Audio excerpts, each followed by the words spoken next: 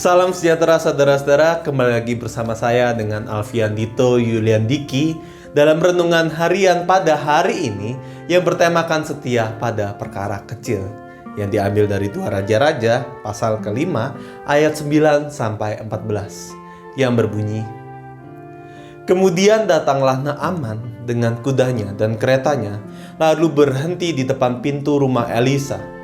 Elisa menyuruh seorang suruhan kepadanya mengatakan, 'Pergilah mandi 7 kali di dalam sungai Yordan, maka tubuhmu akan pulih kembali, sehingga engkau menjadi tahir.' Tetapi pergilah Naaman dengan gusar sambil berkata, 'Aku sangka bahwa setidak-tidaknya ia datang keluar dan berdiri memanggil nama Tuhan Allahnya, lalu menggerak-gerakkan tangannya di atas tempat penyakit itu dan dengan demikian menyembuhkan penyakit kustaku. Bukankah Abana dan Parpar, sungai-sungai Damsyik, lebih baik daripada segala sungai di Israel? Bukankah aku dapat mandi di sana dan menjadi tahir?' Kemudian berpalinglah ia dan pergi dengan panas hati. Tetapi pegawai-pegawainya datang mendekat serta berkata kepadanya, 'Bapak, seandainya nabi itu menyuruh perkara yang sukar kepadamu, bukankah Bapak akan melakukannya? Apalagi ia hanya berkata kepadamu, mandilah dan engkau akan menjadi tahir.' Maka turunlah ia membenamkan dirinya 7 kali dalam sungai Yordan sesuai dengan perkataan abdi Allah itu. Lalu pulihlah tubuhnya kembali seperti tubuh seorang anak dan ia menjadi tahir." Setia pada perkara kecil. Kisah Naaman di dalam Raja-Raja ini merupakan kisah yang cukup menarik.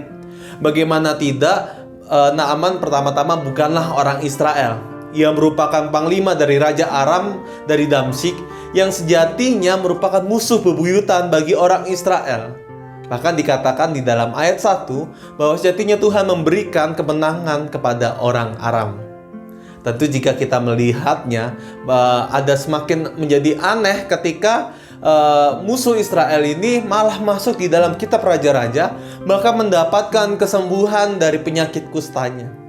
Lebih aneh lagi jika kita melihat catatan di dalam Alkitab kita yang merujuk pada Lukas 4 ayat 27, Yesus mengatakan bahwa pada zaman Nabi Elisa banyak orang kusta di Israel dan tidak ada seorang pun mereka yang ditahirkan selain daripada Naaman orang Syria itu.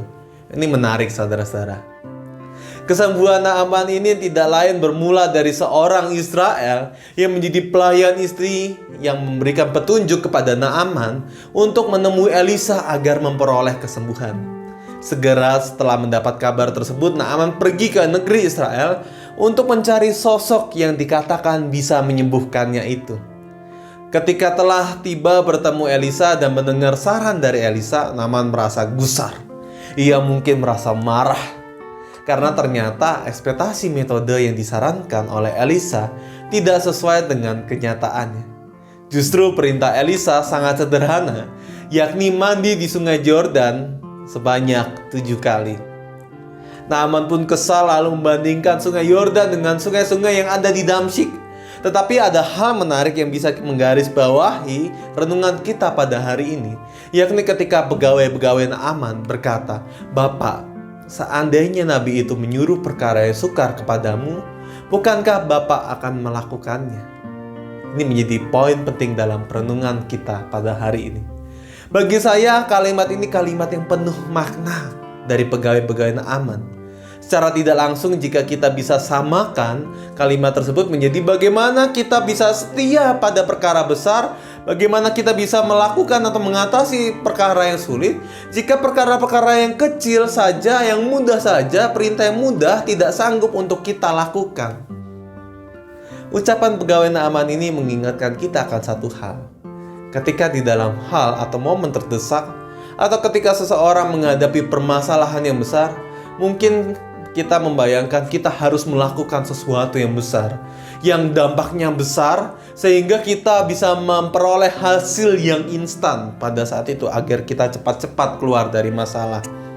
Alhasil karena sudah membayangkan sebuah langkah yang besar, step-step yang harus kita lakukan, maka kita cenderung takut, kita cenderung susah untuk melangkah karena Step yang direncanakan itu terlalu besar untuk kita capai dalam langkah kita. Tapi nyatanya permasalahan-permasalahan yang besar itu yang hadir di dalam hidup kita, seringkali untuk menyelesaikannya dimulai dari satu hal, step-step yang kecil. Step yang kecil itu mungkin terlihat sepele, tetapi tanpa step yang kecil itu maka kita tidak mendapatkan step-step yang lainnya. Apa step kecil itu? Yakni perubahan mindset dan pikiran kita.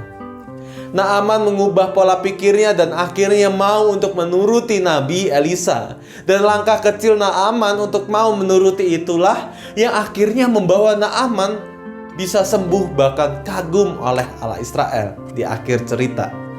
Bagaimana dengan permasalahan yang sering kita hadapi? Kira-kira apa step yang bisa kita lakukan?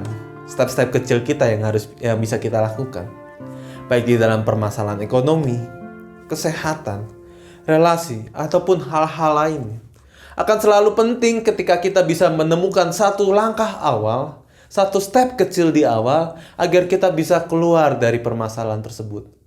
Mungkin langkah itu tidak memberikan dampak yang begitu besar ataupun signifikan, tetapi step itu mungkin membuka peluang kita untuk melakukan step-step berikutnya.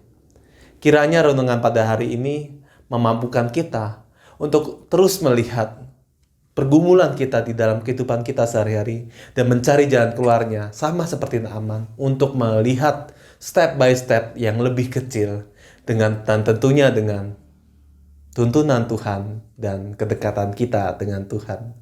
Kiranya Tuhan memberkati kita semua. Amin.